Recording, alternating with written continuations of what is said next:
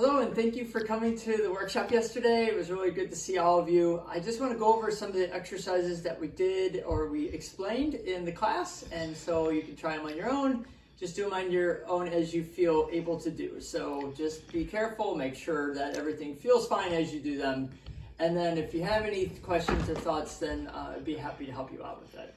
So first one is the quad release. And so we talked about the tendon in the top of the knee, that sometimes this area has got some stuff that needs to get worked out. So you can use a tennis ball, or you can use your fingers and get into this area, but what you want to do is kind of get the ball on this spot. You can actually use your hand to roll in, but usually what you have to do is get on the ground and then lay down over it and kind of find a spot and then just kind of roll over that area. Okay, so you're just kind of working that spot.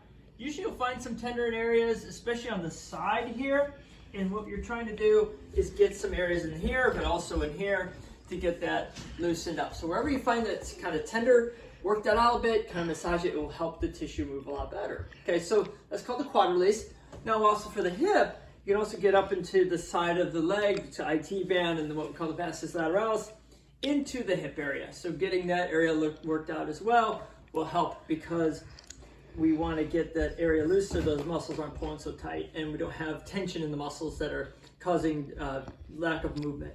And so you can get the ball and put it right in this area, and then you literally lay down on the ball. So you can kind of get here, up above that hip bone, and then get in here, and then just lay on here, kind of roll over it like this, okay? Find some tender areas, usually there's a lot.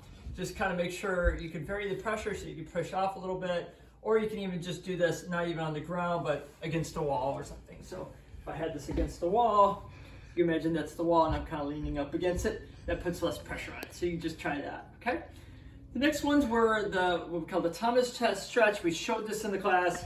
I'm laying back here and then get enough room here. If you have a table that you can do this, great. You pull one knee to chest and let the leg hang, and that stretches this.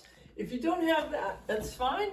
What you can do is get a pillow, or I have a yoga mat here, something that's soft for the knee, and then just really trying to open up the knee, actually open up the hip and the knee. So this is a hip and a knee exercise. We want to kneel forward, tighten up our back glute, and then we can also raise the arm up, and then you can even rotate away from that leg. So you really feel that stretch all the way through the front and all the way down the leg. Really great one.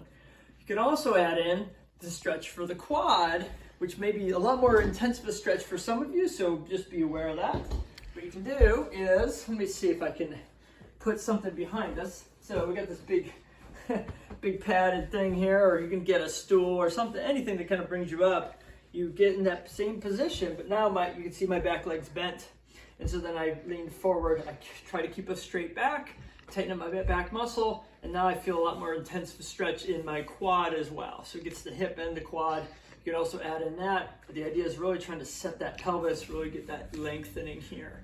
A lot of people are very tight that limits how the kneecap moves, also how the hip moves. So we can get that moving better, even better. And then also one last one we talked about with some folks in the class was doing a stretch where you bring your knee to your opposite shoulder. So you're actually kind of here, you can do this sitting. You come here and try to pull that knee straight up and in. You make sure you keep this going and going across the leg like that. So you're getting a stretch kind of in your butt here. You can also do that laying down. You can lay down and do that same stretch, and that allows you to relax a little bit more, let things open up a little bit more. Okay, so that's kind of the idea.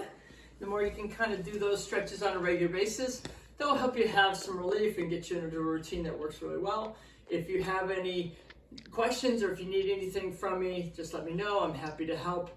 And if you need any more help, I'm always happy to get you started on a new evaluation, get you on the right track. So I thank you very much for coming to the class. I really appreciate it. Thank you.